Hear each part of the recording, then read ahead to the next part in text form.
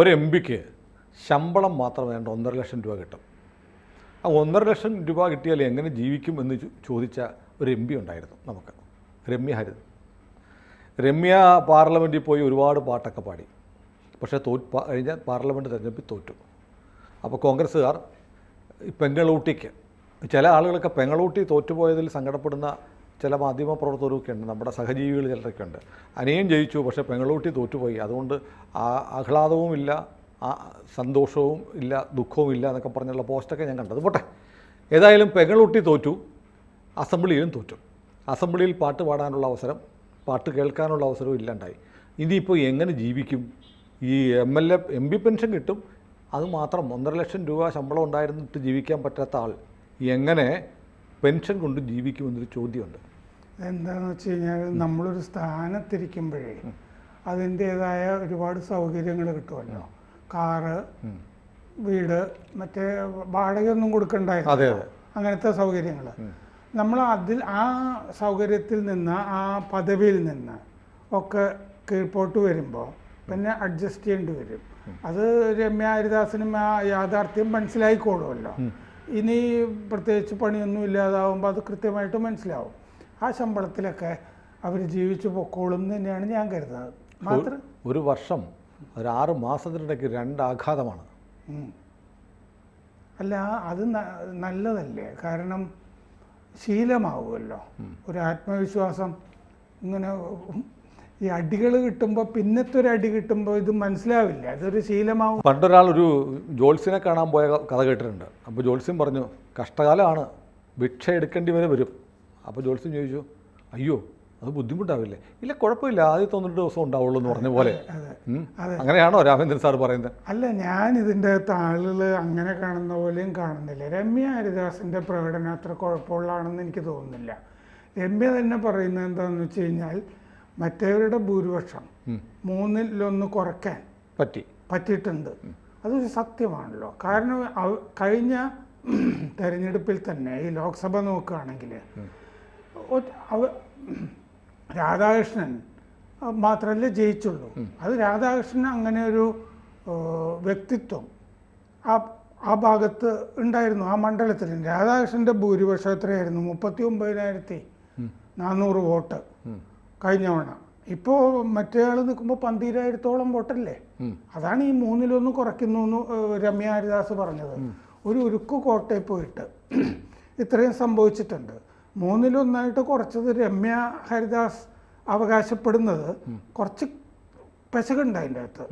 എന്താണെന്ന് വെച്ചാൽ, അവിടെ BJPക്ക് മുമ്പ് 24,408 വോട്ട് കിട്ടിയത് ഇത്തവണ 33,354 വോട്ട് BJPക്ക് കൂടിയിട്ടുണ്ട്. 10,000 എന്ന് പറയുന്നത്. ഈ BJPക്ക് കിട്ടിയ 10,000 രമ്യ ഹരിദാസിന് കിട്ടിയിരുന്നു എന്ന് വിചാരിക്കുക. അപ്പോൾ വ്യത്യാസം കുറച്ചുകൂടി പണിയെടുത്തിരുന്നെങ്കിൽ വേണമെങ്കിൽ ജയിക്കാമായിരുന്നു. അല്ല, മാത്രമല്ല BJP അവിടെ 30,000 പ്ലസിലേക്ക് വളർന്നു. അതെ, 40-അടുത്തേ ഉള്ളൂ പാലക്കാടും ചേലക്കരയും തമ്മിലുള്ള BJPയുടെ സ്ട്രെങ്ത് 10,000 വോട്ടിൻ്റെ വ്യത്യാസമേ ഉള്ളൂ. അപ്പോൾ അവിടെ ഈ BJP ഭയങ്കരമായിട്ട് വോട്ട് കൂട്ടിയിട്ടുണ്ട്. 10,000 വോട്ടൊക്കെ ഒരു നിയമസഭാ മണ്ഡലം ഒട്ടുമല്ല, വലിയ കാര്യമാണ്. അപ്പോൾ സത്യത്തിൽ ഈ രമ്യ ഹരിദാസ് എന്ന് പറഞ്ഞ സ്ഥാനാർത്ഥിക്ക് ആ 3-1 ആയിട്ട് കുറയുന്നത് മറ്റേ രാധാകൃഷ്ണന് കിട്ടിയ പേഴ്സണൽ വോട്ടുകളും കാര്യങ്ങളും. നമ്മളിപ്പുറത്ത് ഈ ശ്രീധരൻ്റെ പറഞ്ഞതുപോലെ അത് ഭയങ്കരമായ പേഴ്സണൽ വോട്ടാണ്. രാധാകൃഷ്ണൻ വന്ന് ഇത്തവണ പണിയൊക്കെ ചെയ്തു. രാധാകൃഷ്ണൻ മാറി നിൽക്കുന്നു എന്നൊക്കെ ആദ്യം പാർട്ടിക്കാർ എന്നൊക്കെ പറയുന്നുണ്ടായിരുന്നു. കാരണം എന്താണെന്ന് വെച്ചാൽ, രാധാകൃഷ്ണന് അവിടുന്ന് പോകാൻ താല്പര്യമുണ്ടായിരുന്നില്ല, തീരെ താല്പര്യം. മന്ത്രിസ്ഥാനം കളഞ്ഞിട്ടാണ് അദ്ദേഹം പാർലമെന്റിലേക്ക് പോയി. ഒന്നും ചെയ്യാനില്ല അവിടെ പാർലമെന്റിൽ, ഒന്നും ചെയ്യാനില്ല, സംസാരിക്കാനും ഇല്ല. BJP ആണെങ്കിൽ ഒന്നും കൊടുക്കാനും പോകുന്നില്ല. മണ്ഡലത്തിലൊന്നും നന്നാക്കുക എന്നൊക്കെ പറഞ്ഞാലൊന്നും ആ വക വലിയ പ്രയാസമാണ്. പിന്നെ അവിടെ ഒരു മന്ത്രിയുടെ മുറിയിലേക്കൊന്നും കയറാനും പറ്റില്ല. അത് പല MP-മാരും നമ്മളോട് പറയുന്നതല്ലേ, പ്രതിപക്ഷ MP-മാർ. അപ്പോൾ അങ്ങനത്തെ ഒരു സ്ഥലം. അപ്പോൾ ഈ ഭരണവിരുദ്ധ വികാരം, ഒരു പോയിന്റും കൂടി പറയുകയാണെങ്കിൽ, ഭരണവിരുദ്ധ വികാരം പ്രതിഫലിച്ചില്ല എന്നുള്ളതിന് CPM ഉദാഹരിക്കുന്ന സ്ഥലമാണ് ചേലക്കര. അസംബന്ധമാണത്. ഭരണവിരുദ്ധ വികാരം അവിടെ ഉണ്ടായിരുന്നു എന്നുള്ളതിൻ്റെ ഏറ്റവും വലിയ ഉദാഹരണമാണ് ഈ BJPക്ക് കിട്ടിയ വോട്ട് കൂടിയത്. CPM-ൻ്റെ വോട്ടുകൾ പോയി എന്ന് പറയാം. CPM-ൻ്റെ വോട്ടുകളാണല്ലോ പോകുന്നത്. കാരണം CPM-ന് 39,000 ഉണ്ടായിരുന്നിടത്തല്ലേ 12,000 വോട്ട് ഇത്തവണ കിട്ടിയിരിക്കുന്നത്. അതെ, വലിയ വ്യത്യാസം വന്നില്ലേ? അപ്പോൾ ഭരണവിരുദ്ധ വികാരം കൊണ്ടല്ലേ BJPക്ക് വോട്ട് കിട്ടുന്നത്. അതെ, BJP സ്ഥാനാർത്ഥി ബാലകൃഷ്ണൻ എന്ന് പറഞ്ഞ ഒരാൾ ഭയങ്കര ഒരു സംഭവമൊന്നും അല്ലല്ലോ. ചേലക്കര മണ്ഡലം എന്ന് പറഞ്ഞ സ്ഥലത്ത് ഈ സംഭവം നമ്മളിവിടെ 2-3 പ്രാവശ്യം സാറ് പറഞ്ഞൊരു വാചകമുണ്ട്, രാധാകൃഷ്ണന് കിട്ടിയ വോട്ട് കിട്ടത്തില്ല എന്ന്. അത് രാധാകൃഷ്ണൻ എന്ന് പറയുന്ന ഒരു പൊളിറ്റീഷ്യൻ്റെ അല്ലെങ്കിൽ MLA ആവട്ടെ, ആ MLA-യുടെ ക്രെഡൻഷ്യൽസ് നോക്കിയിട്ടാണ് പറയുന്നത്. അദ്ദേഹത്തിന് പാർട്ടിക്ക് അതീതമായ വോട്ടുകൾ കിട്ടുമെന്ന് പറയുന്നത്. ബിക്കോസ് ഒരു പാർലമെൻറ്റേറിയൻ നിയമസഭാ അംഗം എന്ന നിലയിൽ അദ്ദേഹം ആ തരത്തിൽ പ്രവർത്തിച്ചിട്ടുണ്ട് എന്നതിൻ്റെ അടയാളമാണ്. അവിടെയാണ് നമ്മൾ രമ്യയെ നമ്മളിന്ന് വിലയിരുത്തുന്നത്. കഴിഞ്ഞ 5 വർഷം പാർലമെൻറ്റ് അംഗം എന്ന നിലയിൽ എന്ത് കോൺട്രിബ്യൂഷനാണ് രമ്യയുടേതായിട്ട് പറയാനുള്ളത്? കുറേ പാട്ടുപാടി എന്നതാണോ? അതല്ല, രമ്യ എന്താണെന്ന് വെച്ചാൽ രമ്യയെ അന്ന് സ്ഥാനാർത്ഥിയാക്കുമ്പോൾ തന്നെ ലോക്സഭയിലേക്ക് രമ്യയെ പറ്റി ആർക്കും വലിയ ധാരണയൊന്നും ഉണ്ടായിരുന്നില്ല. രമ്യ സത്യത്തിൽ ഈ പാട്ടുകൊണ്ടാണ് പെട്ടെന്ന് ഓളമൊക്കെ ഉണ്ടാക്കിയത്. പ്രത്യേകിച്ച് ഈ നാടൻ പാട്ടുകളൊക്കെ ഈ എവിടെ സിനിമയിലിട്ടാലും ഒക്കെ പെട്ടെന്ന് ആളുകൾ ശ്രദ്ധിക്കും. അപ്പം അവരുടെ കയ്യിലുണ്ടായിരുന്ന മുതൽ എന്ന് പറയുന്നത് ഈ പാട്ടാണ്. അതാണ് സംഭവം. ആ പാട്ട് ഇത്തവണ തെരഞ്ഞെടുപ്പ് യോഗത്തിലും അവർ പാടുന്ന ഒരു വീഡിയോ ഞാൻ കണ്ടു. ദുഃഖഭാരം ചുമക്കുന്ന ദുശകനമാണ് ഞാൻ, ചില്ലുമേടയിൽ ഇരുന്ന് എന്നെ കല്ലെറിയല്ലേ എന്നുള്ള പാട്ടൊക്കെ. ആ മനോഹരമായ പാട്ടിനെ അവർക്ക് പറ്റുന്ന തരത്തിൽ ഓരോരുത്തർക്കും അവരവരുടെ ശേഷിക്കനുസരിച്ചല്ലേ പാടുള്ളൂ. ജോസഫ് വലിയ ഗായകനാണെന്ന് പറയുന്നുണ്ടെങ്കിലും അദ്ദേഹത്തിന് പറ്റുന്ന പോലെ ഞാനും പാട്ട് പാടാറുണ്ട്, എന്നെ കൊണ്ട് പറ്റുന്ന രീതിയിലാണ് പാടുന്നത്. അപ്പോൾ യേശുദാസ് പാടുന്ന പോലെ ഞാൻ പാടണം എന്ന് ആഗ്രഹിച്ചാൽ അത് തെറ്റാണ്. അപ്പോൾ പാട്ടിനെ കുറ്റം പറയാൻ ഞാനില്ല. പക്ഷെ അതല്ലല്ലോ ഒരു രാഷ്ട്രീയ പ്രവർത്തകയിൽ നിന്ന് നമ്മൾ പ്രതീക്ഷിക്കുന്നത്. അപ്പോൾ പാർലമെൻറ്റിൽ തോറ്റതിന് ശേഷം രമ്യയ്ക്ക് ചേലക്കരയിൽ രമ്യ മത്സരിക്കട്ടെ എന്ന് തീരുമാനിച്ചത് എന്ത് രാഷ്ട്രീയ അനിവാര്യതയുടെ പേരിലായിരിക്കും? അതെ, 5 മാസത്തിൻ്റെ വ്യത്യാസത്തിലാണ് അത് തീരുമാനിച്ചത്. ഒരു തവണ തോറ്റയാൾക്ക് പിന്നെ കുറച്ച് വിശ്രമം ആവശ്യമായിരുന്നു. അപ്പോൾ അതുകൊണ്ട് ആ ഒരു തെരഞ്ഞെടുപ്പിൽ വലിയ പാളിച്ച അവർക്ക് പറ്റിയിട്ടുണ്ട്.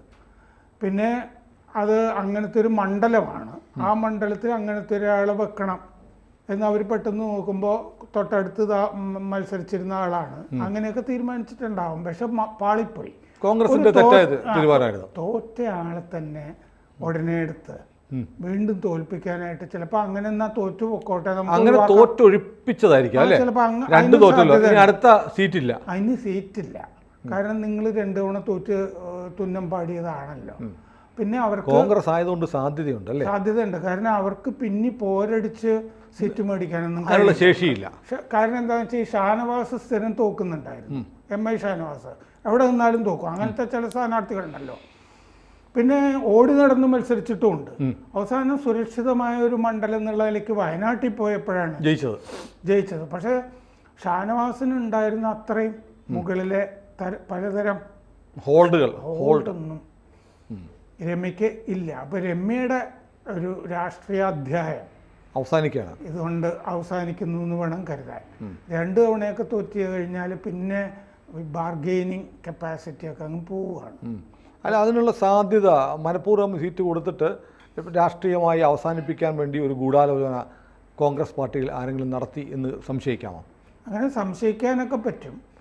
കാരണം എന്താണെന്ന് വെച്ച് കഴിഞ്ഞാൽ ആ സെലക്ഷനിൽ അങ്ങനെ ഒരു സംഗതി കിടപ്പുണ്ട്. അല്ലെങ്കിൽ വേറൊരാളെ കണ്ടുപിടിച്ച് മുമ്പുണ്ടായിരുന്നവരോ ഈ വിജയലക്ഷ്മിയൊക്കെ ഉണ്ടായിരുന്നില്ലേ, അതുപോലെ ആരെങ്കിലുമൊക്കെ കൊണ്ടിടുന്നതിനെ പറ്റി ഈ മറ്റേവരും ആദ്യം ഇവർ പാട്ടുപാടി ഒരു സ്ഥലത്ത് പോയി ഒരു ഓളം ഉണ്ടാക്കിയ പോലെ ചേലക്കരയും ഈ പറഞ്ഞ പോലെ ജയിക്കാൻ ഒരു സാധ്യതയില്ലാത്ത സ്ഥലമാണ്. അതാണ് നമ്മൾ വേണമെങ്കിൽ ചേലക്കരയിലെ സരിനായിരുന്നു ഈ രമ്യ ഹരിദാസ് എന്ന് വേണമെങ്കിൽ കരുതാവുന്നത്. ഒരു ബലിയാടിനെ വേണമായിരുന്നു. ഇവിടെ രമ്യയെ ഇട്ട് കൊടുത്തു. ഒരു പക്ഷേ വേറെ ആളുകളോട് ചോദിച്ചപ്പോൾ മത്സരിക്കാൻ സൗകര്യമില്ല എന്ന് പറഞ്ഞു ഒഴിഞ്ഞിട്ടും ഉണ്ടാവാം. ചേലക്കരയെ പോയിട്ട് ഒരു തോൽവിയും കൂടി. രമ്യ ശരിക്കും വേണ്ടിയിരുന്നത്, രമ്യ രാഷ്ട്രീയ ബുദ്ധി കാണിച്ചില്ല. രമ്യ ഉടനെ തന്നെ ഈ പറഞ്ഞ പോലെ ഞാൻ അവിടുന്ന് ഒഴിഞ്ഞു, അന്ന് എനിക്ക് എവിടെങ്കിലും ഒന്ന് വേണം എന്ന് കരുതി അങ്ങനെ അത്യാഗ്രഹം കൊണ്ട് അമിതമായ ആഗ്രഹം കൊണ്ട് ആ സീറ്റ് ഓഫർ സ്വീകരിച്ചതായിരിക്കാം. രമ്യ ശരിക്കും വിശ്രമിക്കുകയായിരുന്നു വേണ്ടത്. എന്നിട്ട് അടുത്ത വരുന്ന നിയമസഭാ തെരഞ്ഞെടുപ്പിലായിരുന്നെങ്കിൽ കുറച്ചുകൂടി സ്വീകാര്യത വരുമായിരുന്നു. ആ മണ്ഡലത്തിൽ തന്നെ താമസിച്ച് കുറച്ചുകൂടിയൊക്കെ ആളുകളുമായിട്ട് ഇടപഴകിയാലൊക്കെ മഹേഷൊക്കെ ചെയ്തിരുന്ന പോലെ തിരിച്ചു വരാനൊക്കെ കഴിയുമായിരിക്കും. മഹേഷ് അങ്ങനെ ചെയ്തതാണ്. മഹേഷ് അങ്ങനെ തോറ്റെടുത്ത് ഇന്ന് പണിയെടുത്ത് കയറി വന്ന ഒരു കോൺഗ്രസ് എം എൽ എ ആണ്. സുരേഷ് ഗോപിയും ഞാൻ തൃശ്ശൂർ എടുക്കുകയാണ് എന്ന് പറഞ്ഞിട്ട് അവിടെ തന്നെ നിന്ന്. സുരേഷ് ഗോപിക്ക് മുമ്പ് അത് പ്രാക്ടിക്കലാക്കിയത് മഹേഷാണ്. മഹേഷ് അതിനു മുമ്പ് ചെയ്തതാണ്. അതുപോലെ കുറച്ചുകൂടി ഒക്കെ ആളുകളുമായിട്ട് ഇപ്പോൾ സുനിൽ പറഞ്ഞല്ലേ MP ആയപ്പോൾ അവരെ അവിടെ കിട്ടിയില്ല എന്നൊക്കെ, കുറച്ചുകൂടിയൊക്കെ അവിടെ നിന്ന് പ്രവർത്തിച്ചു കഴിഞ്ഞാൽ അടുത്ത തവണ ചിലപ്പോൾ വീണ്ടും ഒക്കെ രമ്യക്ക് ചെയ്യാത്ത മറ്റൊരു കാര്യമുണ്ട്, ചേലക്കര തന്നെ കൂടുക. അതെ, പക്ഷേ അത് ഒരു CPM സീറ്റാണ്, LDF സീറ്റാണ്. CPM സീറ്റാണ്, അവിടെ കൂടിയിട്ട് കാര്യമില്ല. അപ്പോൾ അവർ തോറ്റ ആലത്തൂരെ ഏതെങ്കിലും ഒരു കംഫർട്ടബിളായിട്ടുള്ള മണ്ഡലം കേന്ദ്രീകരിച്ച് വർക്ക് ചെയ്യുക. പക്ഷേ പാർട്ടി കോൺഗ്രസ്സാണ്, അങ്ങനെ വർക്ക് ചെയ്താൽ അവിടെ സീറ്റ് കൊടുക്കില്ലെന്ന് ഒരു ഉറപ്പ്. കോൺഗ്രസിന്റെ കാര്യത്തിലൊന്നും അതിൽ തമ്മിൽ ഭേദം CPM ആണ്. അതിൽ അവരാണ് ഭേദം. അവരെന്തെങ്കിലുമൊക്കെ അക്കോമഡേറ്റ്, പിന്നെ ഭരിക്കുമ്പോഴാണെങ്കിൽ എന്തെങ്കിലും കൊടുക്കാൻ പറ്റും. കോൺഗ്രസിന് കേന്ദ്രത്തിലൊന്നും ഇനി ഭരണം കിട്ടുന്ന സ്വപ്നം പോലും കാണാൻ പറ്റില്ല. പിന്നെ എവിടെ എന്ത് സ്ഥാനം കൊടുക്കാനാണ്? ആകെയുള്ളത് ഇവിടെയല്ലേ, കേരളത്തില്. അപ്പൊ കർണാടക കൊണ്ടുപോയി രമ്യ ഹരിദാസിനെ മത്സരിപ്പിക്കാൻ പറ്റില്ല. അല്ല, രമ്യ ഹരിദാസിന് കോൺഗ്രസിന് ഈ രാജ്യസഭയിൽ ഒഴിവ് വരുമ്പോൾ ഒരു സീറ്റ് കൊടുക്കട്ടെ. വലിയ സംശയം. ഓക്കെ, അതിനൊക്കെ ഇഷ്ടം പോലെ ആളുകളില്ലേ ഫൈറ്റ് ചെയ്യാനായിട്ട്. രാജ്യസഭാ സീറ്റ് എന്നൊക്കെ പറഞ്ഞാൽ കേന്ദ്രത്തിൽ ഇപ്പോൾ KC വേണുഗോപാലൊക്കെ വിചാരിക്കണ്ടേ, അദ്ദേഹമല്ലേ ഹൈക്കമാൻഡ്. അതാണ് നിങ്ങൾ വിചാരിച്ചിരിക്കുന്നത് രാഹുൽ ഗാന്ധിയും പ്രിയങ്ക ഗാന്ധിയും സോണിയാഗാന്ധിയും ഒന്നുമല്ല, KC ആണല്ലേ. KC വേണുഗോപാലാണ് ഹൈക്കമാൻഡ്. ഏതായാലും രമ്യയുടെ പരാജയം, പെങ്ങളൂട്ടിയുടെ പരാജയം ചിലരെയൊക്കെ വല്ലാതെ സങ്കടപ്പെടുത്തുന്നുണ്ട്. നമുക്ക് സങ്കടമൊന്നുമില്ല, പക്ഷേ രമ്യ എടുത്ത രാഷ്ട്രീയമായ ഒരു തെറ്റായ തീരുമാനമായിരുന്നു ചേലക്കരയിൽ. കോൺഗ്രസ്സുകാരോ ആളുകളോ ഒക്കെ കരുതുന്ന പോലെ ഒരു ഭയങ്കര പരാജയമോ ദയനീയ പരാജയമോ ഒന്നുമല്ല. എന്നാൽ പോലും അവിടെ തോൽക്കാനാണ് സാധ്യത ഏറെ എന്ന് ഉറപ്പുള്ള മത്സരത്തിൽ രമ്യ മത്സരിക്കാൻ പാടില്ലായിരുന്നു. തുടർച്ചയായി 6 മാസത്തിനുള്ളിൽ 2 പരാജയം എന്ന് പറയുന്നത് ഒരു ക്രെഡൻഷ്യൽസിൽ ഒരു മോശമാണ്, വളരെ മോശം. ബയോഡാറ്റയിൽ മോശമാണ്. അത് രമ്യ മനസ്സിലാക്കട്ടെ. കൂടുതൽ വാർത്തകളും വിശേഷങ്ങളും നിങ്ങളിലേക്ക് എത്താൻ ABC മലയാളം സബ്സ്ക്രൈബ് ചെയ്യുക, ബെൽ ബട്ടണും അമർത്തുക.